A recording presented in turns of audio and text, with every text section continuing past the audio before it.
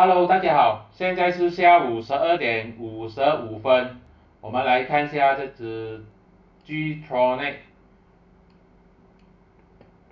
今天就大涨超过7%，非常的厉害。我在之前5月多的时候呢，就说过，如果它突破1.19，是一个买入信号。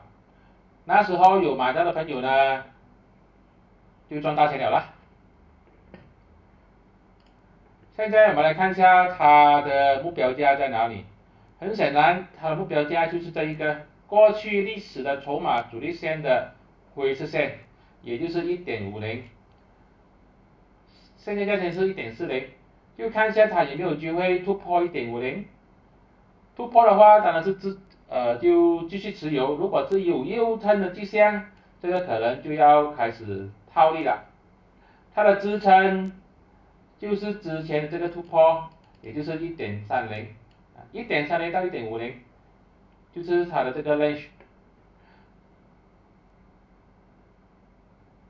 只要它没有跌破1.30，就继续持有。如果它突破1.50，也是继续持有。跌破1.30，要卖出去。在1.50右撑回来也是要卖出去。要注意是说它底下的筹码还是很雄厚的所有的筹码主力线也是在它的下面，形势还是非常不错的，不要轻易的把它卖出去。这些都是我的个人看法，并没有任何的买卖建议，谢谢大家。